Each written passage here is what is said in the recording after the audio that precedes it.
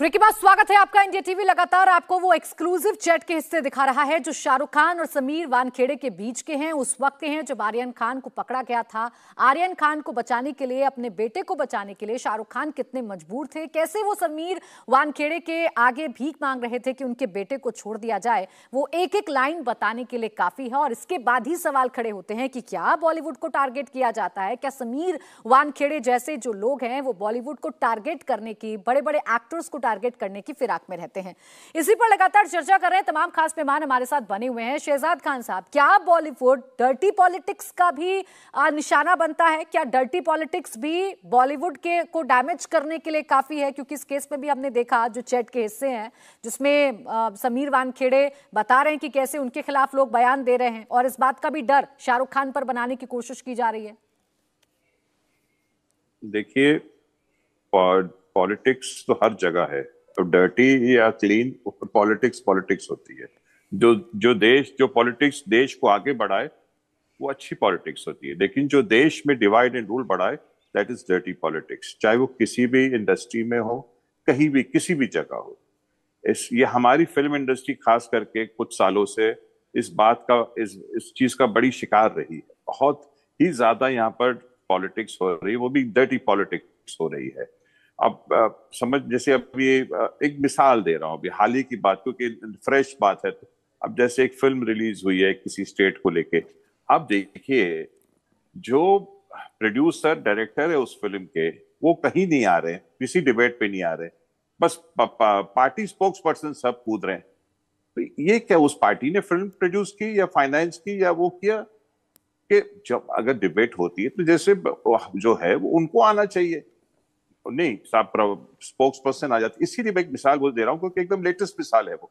और जहां तक इस केस का सवाल है, हम तो पहले से ही कहते आ रहे हैं कि भाई सच परेशान हो सकता है पर पराजित नहीं, और आखिर में ये बात बाहर आ गई। अब मैं तो ये कहता हूँ ये तो शुरुआत है, बहुत सारी बातें आना, this is just the tip of the iceberg. हमें ना इस पे ज्यादा खुश होना चाहिए, ना हमें इस पे कुछ वो होना चाहिए। We should just control our horses and इंतजार करें। मेन फसाद की जड़ तक पहुंचना बहुत जरूरी है। एक मासूम बच्चे को जिसके ऊपर कुछ नहीं निकला, जो एक पार्टी अटेंड करने जा रहा था, उसको कैसे टारगेट किया गया है वो जानना हम सबको, चाहे हम जितने पैनलिस्ट है, वो देश की आवाम है, वो उन सबको जानना जरूरी है और उस चीज को एक्सपोज होना बहुत जरूरी है। बिल्कुल। और जैसे तो ये कहने का मतलब बिल्कुल जैसे ही चैट सामने आए हैं वैसे ही ऐसा लग भी रहा है कि शायद वो जो बड़ी कॉन्स्पिरेसी थी वो सामने आ भी जाएगी। और उस कॉन्स्पिरेसी का एक हिस्सा ये चैट भी है जिसमें शाहरुख खान ये बता रहे हैं कि कैसे उनके बेटे ने कुछ नहीं किया है लेकिन उसके बावजूद उसे जेल में डाला जा रहा है। नुपुर, जैसा भी इंडस्ट्री को डैमेज करने या उसके इमेज पर डैमेज करने की हम बात कर रहे थे और सॉफ्ट टारगेट की हम बात कर रहे थे, ड्रग्स भी एक ऐसा सेंसिटिव केस है, एक ऐसा सेंसिटिव मामला है जिसका डर दिखाकर शायद आसानी से लोगों को ब्लैकमेल किया जा सकता है। क्या इस केस में भी वही हुआ? शाहरुख खान की फैमिली के साथ वही हुआ कि शाहरुख खान भी इतने मजबूर हो गए कि वो कह रहे हैं कि मैं आपसे बात करूंगा, मेरी बेटी आपसे बात करेगी, मेरा पूरा परिवार परेशान है?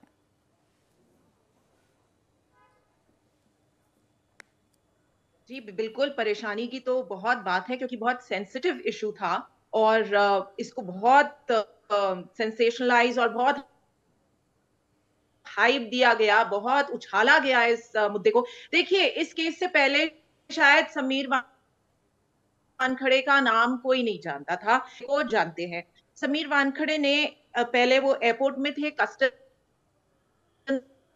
में, तब उन्होंने मिक्का को भी, तो उनका टारगेट शायद हमेशा ऐसा रहता है कि सेलिब्रिटीज को ही वो ज्यादा टारगेट में लेके आते हैं। और वो खैर मैं नहीं बता सकती, वो जैसे मैंने कहा कि समय के साथ हमको पता चलेगा कि आगे इस पे कितनी कार्रवाई हुई है, कौन सच्चा कौन झूठा, कौन किसको दोषी करार किया जाएगा। बट आर्यन खान के लिए मैं सिर्फ ये कहूंगी कि वो जो जेल की उनका एक्सपीरियंस था वो बहुत गलत उनको डाला था और एक पूरा जो साइकोलॉजिकल माइंडसेट होता है वो चेंज हो जाता है, बहुत धक्का लगता है दिमाग पे। जैसे कि हमने सुना भी था कि वो बिस्कुट और पानी, बस बिस्किट और पानी पीते थे, उनको घर का भी खाना नहीं मिलता था। तो बहुत ही एक स्ट्रिक्ट रूल था उनके साथ, पर क्योंकि उनको दोषी नहीं करार किया गया है, कोई केस नहीं लगा है, टाडा नहीं लगा है, या कोई और क्रिमिनल नहीं घोषित बिल्कुल, किया इस गया तरीके है, के तो वो कदम अपना उठने जरूर करियर बहुत अच्छे दुर्भाग्यपूर्ण से थे। आगे और बढ़ा देखिए, इस सकते मामले में हैं। समीर वानखेड़े पर अब कैसे शिकंजा कस रहा है, ये भी लगातार डेवलपमेंट हो रही है। खबर ये है कि समीर वानखेड़े के वकील ने किसी भी तरह की डिमांड की मांग को खारिज कर दिया है। बॉम्बे हाईकोर्ट में आज समीर वानखेड़े पर सुनवाई हुई। सुनवाई के बाद वानखेड़े के वकील से शाहरुख खान के चैट पर भी सवाल पूछा गया। सुनिए। पिटीशन के अंदर समीर वानखेड़े का चैट मिस्टर ज्ञानेश्वर सिंह के साथ में है और समीर वानखेड़े का चैट मिस्टर शाहरुख खान के साथ में है। आपका सवाल कि शाहरुख खान का चैट रेलेवेंट क्यों है, क्योंकि आर्यन ने बेल के टाइम पर हाई कोर्ट के अंदर रिटन सबमिशंस एफर्मेशन के ऊपर फाइल किया सौगंधनामे पे कि किसी भी डिपार्टमेंटल ऑफिसर के खिलाफ किसी किस्म की शिकायत नहीं है। और यहां तक कहा गया है कि जो सोशल मीडिया पे पॉलिटिकल जो विलिफिकेशन चल रहा है समीर वानखेड़े का, उसके ऊपर जो झूठे इल्जाम लगाए जा रहे हैं पॉलिटिकल सर्कल्स में, उन एलिगेशंस को वो सपोर्ट नहीं करता। शाहरुख खान का जो चैट मेल है, अगर आप देखोगे तो एक फादर अपने बेटे के लिए जो गिड़गिड़ा के जो रिक्वेस्ट करता है, वो रिक्वेस्ट उसने की है। अगर पैसे के कोई डिमांड के बारे में बात होती तो उस चैट मेल के अंदर उसका जिक्र होता कि हमने इतने पैसे दिए, इतने में डिमांड हुई थी, इतने में सेटल हुआ। ऐसी कोई चैट कॉन्वर्जेशन नहीं है। On the contrary, Shahrukh Khan Sameer Wankhede को एक ऑनेस्ट अपराइट ऑफिसर का करार देते हुए ये बोलते हैं कि एक बाप जो है एक दूसरे बाप से रिक्वेस्ट करता है कि मेरे बच्चे का ध्यान रखना, मेरे बच्चे का ध्यान रखना। मैं चाहता हूं कि अगर उससे कुछ गलती हुई हो तो उसको हम सुधारें ताकि आगे उसकी जिंदगी बेहतर बने। और एग्जैक्टली उसी लाइन के ऊपर इन्वेस्टिगेशन समीर कर रहा था। उसके ऊपर किसी किस्म का वैसा केस नहीं बना जो कि दूसरों के ऊपर बना गया। इल्जाम जो लगाए गए हैं वो टोटल बेबुनियाद इल्जाम है। उन इल्जामों को बेबुनियाद बताने के लिए शाहरुख खान का चैट एनेक्स किया गया।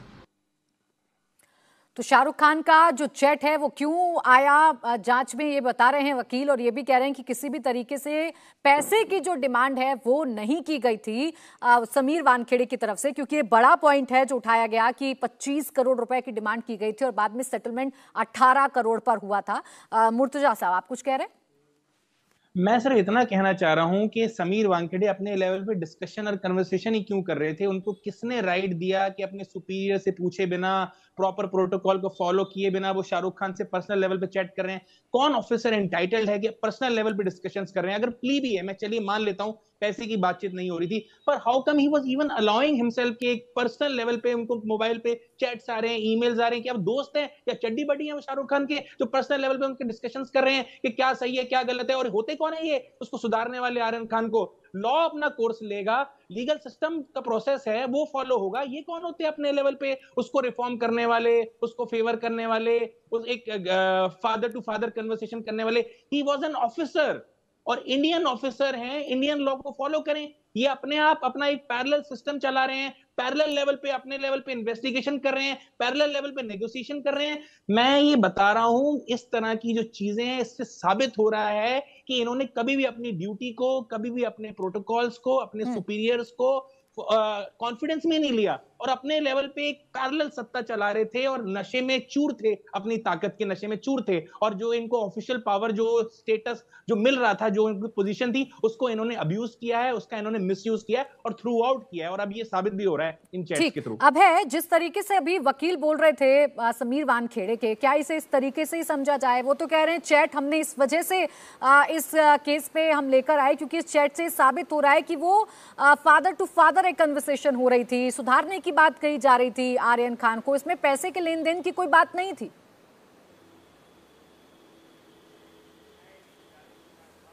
देखिए बिल्कुल प्राची, और चैट वायरल करने की मंशा भी यही थी, क्योंकि चैट वायरल जो की गई है समीर वानखेड़े ने जो पिटीशन हाईकोर्ट में डाली, उसमें ये सारी बातें इसीलिए यही सोचकर लिखी गई थी कि शाहरुख खान उनसे किस तरीके से बात कर रहे हैं और वो किस तरीके से समीर वानखेड़े की तारीफ कर रहे हैं, उनसे मिलने की बात कर रहे हैं, फादर टू फादर एक दूसरे से बात हो रही है। लेकिन हालांकि इस चैट के अंदर जिस तरीके से वकील कह रहे हैं कि 25 करोड़ की डिमांड की बात नहीं है, लेकिन इसके अंदर यह बात जरूर है कि यह कहा जा रहा है कि जैसा आपने कहा मैंने वैसा किया। शाहरुख खान समीर वानखेड़े से बात कह रहे हैं। और दूसरी बात, एनसीबी की जो विजिलेंस की रिपोर्ट है, उस रिपोर्ट में साफ तौर पे कहा गया है कि किरण गोसावी और साथ ही जो एक दूसरा एक प्राइवेट विटनेस था, उसके जरिए किस तरीके से 25 करोड़ में डील की गई, फिर 18 करोड़ में डील हुई और 50 लाख रुपए जो हैं वो टोकन मनी के तौर पर ले भी लिए गए थे। और इस विजिलेंस रिपोर्ट की जांच करने के बाद ही सीबीआई ने यह मुकदमा दर्ज किया है, जिसमें न केवल समीर वानखेड़े बल्कि कुछ और तत्कालीन जो एनसीबी के अधिकारी थे, जिसमें सुपरिटेंडेंट थे या फिर ये प्राइवेट पर्सन थे,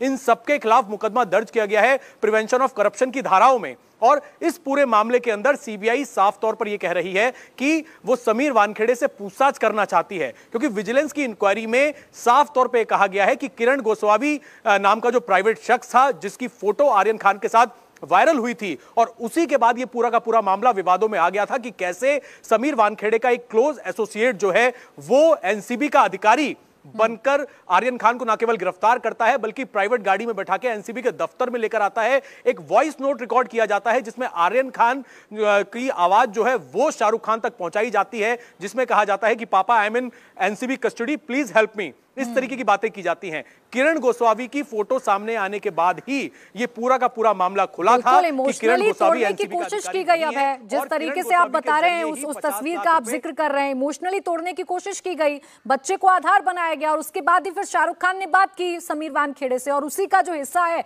वो अब हम लगातार दिखा रहे हैं। मानवी, अब ऐसे में सबसे बड़ा सवाल यही है कि अभी तक हम जो देखते आए हैं या जो हम फिल्मी पर्दे पर देखते हैं, वो असल में उन्हीं बॉलीवुड एक्टर्स के साथ हो जाता है जो ऐसे किरदारों को जीते हैं, जो अपने बच्चों को बचाने के लिए कैसे लोगों के सामने झुक जाते हैं। वही फिल्मी तस्वीर अभी हमें देखने को मिल रही है इस चैट के जरिए। बिल्कुल सही कहा। देखिए, एक परसेप्शन क्रिएट करना चाहते हैं ये लोग, और बॉलीवुड हमेशा से इनका सॉफ्ट टारगेट रहा है।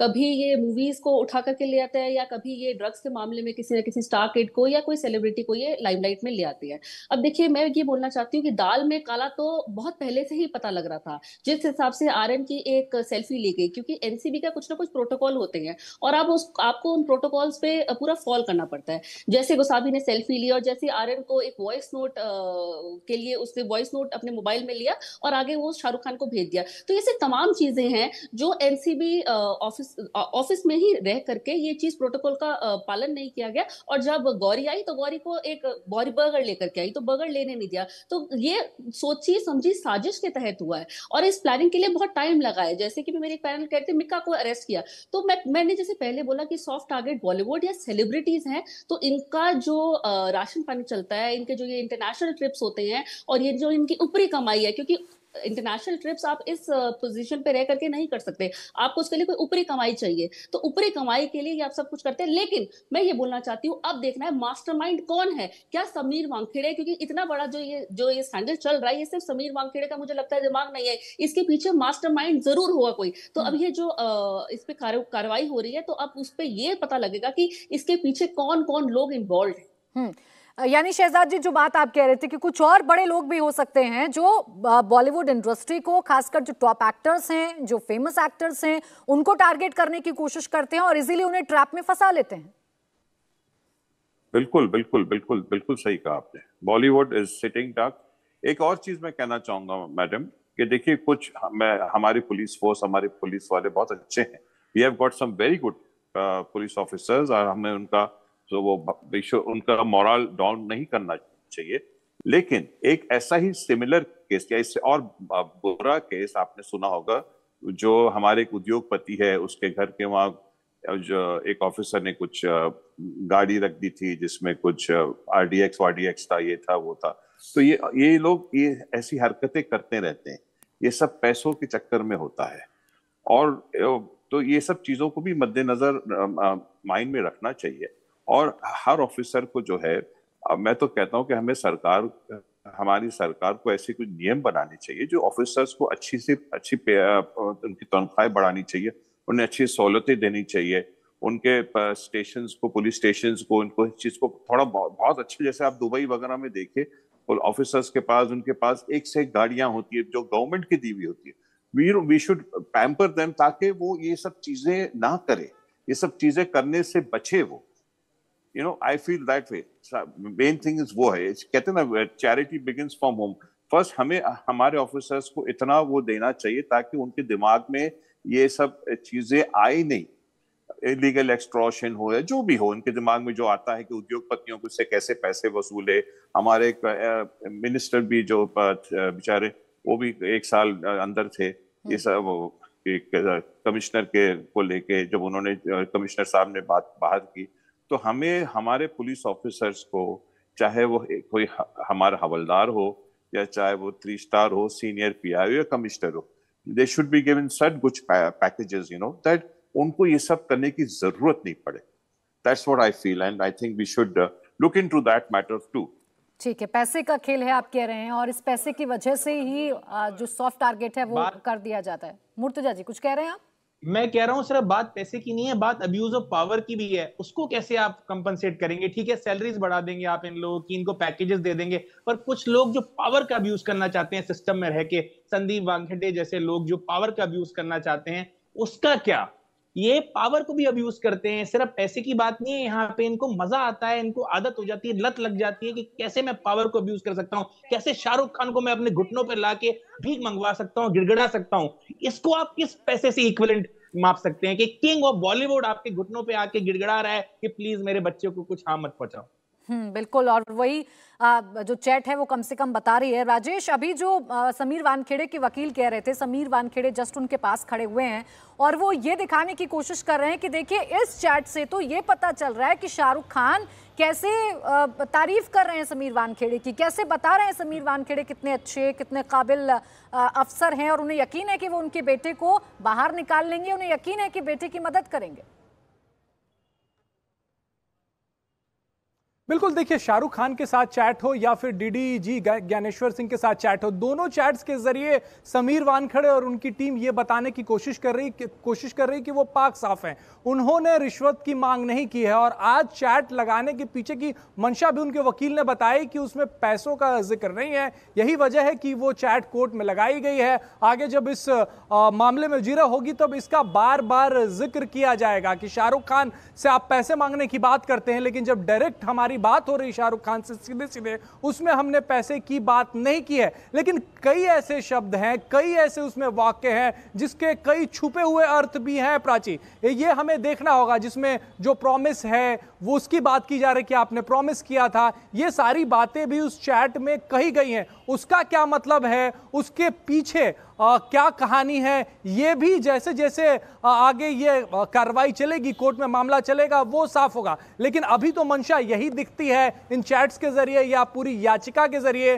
कि समीर वानखेड़े खुद को पाक साफ बता रहे हैं। वो बार बार यही कह रहे हैं कि उन्होंने खुद से कुछ नहीं किया, उनके सीनियर ऑफिसर्स को पूरी जानकारी थी कि वो क्या कर रहे हैं, किसे गिरफ्तार कर रहे हैं, कितने दिनों की पुलिस कस्टडी मांग रहे हैं। और शाहरुख खान के चैट्स को दिखाकर भी वो यही बताने की कोशिश कर रहे हैं कि कोशिश समीर वानखेड़े की तरफ से की जा रही है। क्या इस कोशिश का मतलब ये समझें कि कुछ और बड़े लोगों के नाम भी सामने आ सकते हैं? क्योंकि अभी जो पैनलिस्ट बैठे हैं वो भी कह रहे हैं कि सिर्फ समीर वानखेड़े ही इस पूरी साजिश के पीछे हो, ये कहना भी अभी थोड़ा गलत होगा। क्या बड़े नाम भी शामिल हो सकते हैं इसमें?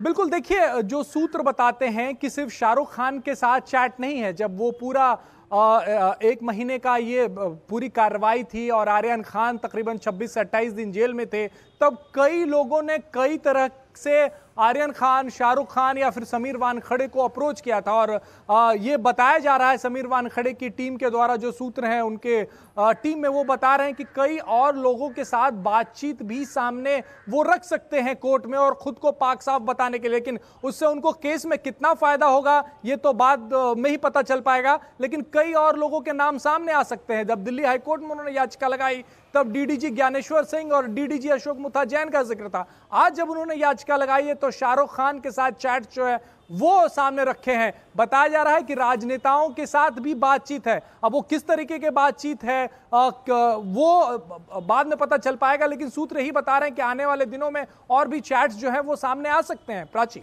बिल्कुल, और उन चैट से क्या बड़े खुलासे होंगे तो जरूर देखने वाली बात होगी, क्योंकि समीर वानखेड़े तो लगातार ये कह रहे हैं कि वो पूरी तरीके से ईमानदार हैं, उन्होंने कुछ भी गलत नहीं किया है। लेकिन अभी जिस तरीके से पर्दे खुल रही हैं, सामने आ रहा है कि कैसे पूरे एक ब्लैकमेल करने की कोशिश शाहरुख खान को की जा रही थी। मानवी, क्या स्टार किड्स के जरिए परिवारों को परेशान किया जाता है? क्या स्टार किड्स वो सॉफ्ट टारगेट हो सकते हैं, या उनकी लाइफ को पब्लिक बनाकर और कुछ कुछ ऐसे नेगेटिव नैरेटिव कर देना, क्या ये भी बॉलीवुड के लिए खतरनाक है? और क्या इसका भी शिकार बॉलीवुड के जो स्टार्स हैं वो होते हैं? बिल्कुल सही कहा आपने। देखिए, आर्यन खान ही just paid a price of being a star kid. 25 दिन जेल में रहना इतना मुश्किल है। 25 दिन उसको जेल में रखा, कितना उसको टॉर्चर में किया, प्रोटोकॉल्स होती हैं, प्रोटोकॉल को फॉलो नहीं किया। आप अपनी मर्जी से वॉइस नोट करा रहे हैं, अपनी मर्जी से आप सेल्फी ले रहे हैं, लेकिन अगर उसकी मदर कुछ खाने को ला रही है तो वो आप मना कर रहे हैं। अब देखिए, स्टार किड, मैं ये नहीं बोलूंगी स्टार किड, वो एक इंसान था, एक छोटा बच्चा था, अभी वो रिसेंटली मेच्योर हुआ था। आप उसका करियर स्टार्ट होने से पहले ही उसका करियर को आप खत्म करने की कोशिश कर देते हैं, पूरा का पूरा फोर्स लगा देते हैं, आप उसको कहीं ना कहीं जबरदस्ती साइन करा देते हैं। लेकिन देखिए, एंड में हमेशा सच्चाई की ही जीत होती है। आपने साइन कराया, आपने उससे बहुत कुछ लिखवा भी दिया, लेकिन रिकवरी उससे नहीं मिली, क्योंकि रिकवरी पे ही डिपेंड होता है कि क्या आपको सजा। लेकिन 25 दिन वो उसके जो जिंदगी के थे वो कौन लेके आएगा? जो 25 दिन वो जेल में रह करके आया, आप सोच सकते हैं कि मानसिक उसको कितना ज्यादा डिप्रेशन हो गया होगा एक जेल में रहना, जिसमें वो ये सब कुछ काम करा नहीं है और कैदियों के बीच में कोई वो जाकर के रह रहा है 25 दिन। So it is not easy. आप स्टार किड को हमेशा फोकस करते हैं, स्टार किड को हमेशा आप पकड़ लेते हैं और उसको आप अंदर कर देते हैं, या आप उस पर कोई ना कोई केस कर देते हैं। और देखिए, जब भी बॉलीवुड में कोई मूव होता है तो एक सेंसेशन बन जाता है, एक मीडिया में भी सेंसेशन बन जाता है, लोगों में भी सेंसेशन बन जाता है। अब आर्यन खान को जब ये ड्रग केस में उस पर ये कार्रवाई होनी शुरू करी थी, लेकिन लोगों ने उस वक्त परसेप्शन बना लिया था कि आर्यन खान ने ड्रग्स लिया होगा, ये बॉलीवुड ही है जो ड्रग्स को फैला रहा है। अब देखिए, ये परसेप्शन ऑल ओवर स्प्रेड होना शुरू हो गया, और अभी कोर्ट में पहली हियरिंग भी नहीं हुई थी, लेकिन पहले लोगों ने बोल दिया था ड्रगिस्ट है, और बॉलीवुड ये जो ड्रग्स को सप्लाई करता है, बॉलीवुड ड्रग्स को बढ़ावा देता है। तो ये परसेप्शन जो बनाना, जो मैं कहती हूँ ये परसेप्शन है, ये बहुत ही ज्यादा हानिकारक है। और जैसे मुर्तजा ने कहा कि उसको कितना मजबूर कर दिया घुटनों में लाने के लिए, तो उसी चीज को बढ़ा करके बोलना चाहती हूँ कि एग्जैक्टली एक स्टार को और एक इंसान को आप अपनी पावर से किसी को भी आप घुटने पे ला सकते हैं, किसी को भी आप लेट डाउन कर सकते हैं कि मैं इस पोजीशन पे हूं तो आज मैं इस पोजीशन पे हो करके कुछ भी कर सकता हूं। और एनसीबी एक ऐसा डिपार्टमेंट है, वहां पे एक सबूत की जरूरत नहीं है। अगर वहां पे भी जाकर आप ड्रग्स भी रख देंगे तो उसको साबित करना बड़ा मुश्किल हो जाता है कि ये ड्रग्स कहां से आए। तो एनसीबी एक ऐसा डिपार्टमेंट है, यहाँ जैसे समीर वानखेड़े जो ये पकड़े गए, इन पे बहुत कार्रवाई होनी चाहिए और एक स्ट्रिक्ट एक्शन होना चाहिए कि जिससे ऐसे दूसरे कोई ऑफिशियल है ऐसे कुछ करने की कोशिश ना करे, और किसी भी एक स्टार किड को या कोई भी एक नॉर्मल इंसान को उसका इमेज इतना रेपुटेशन इमेज इतना खराब ना कर दे कि आगे एक केस से जनरलाइज बॉलीवुड को किया जाता है और बॉलीवुड के खिलाफ भी एक नेगेटिव नैरेटिव गढ़ने की जो कोशिश है वो की जाती है। आर्यन खान का जब केस आया तब भी इसी तरीके की बातें जो थी वो हमें सुनने को मिली थी। मुर्तजा जी, ऐसे में सवाल ये भी है कि जब जब ऐसे केसेस आते हैं, जब जब ऐसी कॉन्ट्रोवर्सीज आती हैं, तो बॉलीवुड भी दो धड़ों में बढ़ जाता है। एक धड़ा वो जो कहता है कि ड्रग्स खतरनाक है बॉलीवुड इंडस्ट्री के लिए और यहाँ पर जो नई जनरेशन है खासकर वो ज्यादा बर्बाद कर रही है बॉलीवुड को। एक धड़ा वो है जो ये कहता है कि ये सब कुछ गलत है। देखिए, इसमें कोई भी दो राय नहीं है कि ड्रग्स सच में डेंजरस है, इसमें भी कोई दो राय नहीं है कि ड्रग्स का यूजेज होता है। पर बात यह है कि सिर्फ बॉलीवुड में नहीं होता, हमारा पूरा यूथ जो है इक्वली वल्नरेबल है ड्रग्स के यूजेज को लेकर। तो एनसीबी की जगह जो है बहुत इंपॉर्टेंट है, पर एनसीबी में हमारे पास ऑफिसर्स होने चाहिए, रिस्पॉन्सिबल ऑफिसर्स। समीर वानखेड़े जैसे करप्ट ऑफिसर्स नहीं होने चाहिए। तो अगर ऑफिसर्स जो हैं वो अपनी ड्यूटी सही से कर रहे हैं, साथ ही साथ में जो स्टार्स हैं, ये सो कॉल्ड बॉलीवुड के जो ये पावर कपल्स हैं, फैमिलीज हैं, इनसे भी मैं विनती करना चाहता हूं कि प्लीज आप अपने बच्चों पे थोड़ी सी नजर रखिए। आई अंडरस्टैंड कि आपकी लाइफ बहुत बिजी है, आप शूटिंग में बहुत बिजी रहते हैं, आपका बहुत ज्यादा बिजी शेड्यूल रहता है, पर आपको थोड़ा देखना चाहिए कि रात को पार्टी में अगर आपका बच्चा जा रहा है, आपकी बेटी कहीं पार्टी में जा रही है, तो कहीं वो इस तरह की पार्टी में तो इन्वॉल्व नहीं है, कहीं ड्रग्स वगैरह में, क्योंकि देखिए बहुत यंग एज, 17-18 साल की एज जो होती है, टीनेजर्स की एज होती है, बहुत इंप्रेशनेबल एज होती है, कोई भी आपको बिगाड़ सकता है उस एज में। तो आई थिंक रिस्पॉन्सिबिलिटी यहाँ पे जो बॉलीवुड के पेरेंट्स हैं, जो ये पावर कपल्स हैं, इनकी भी है।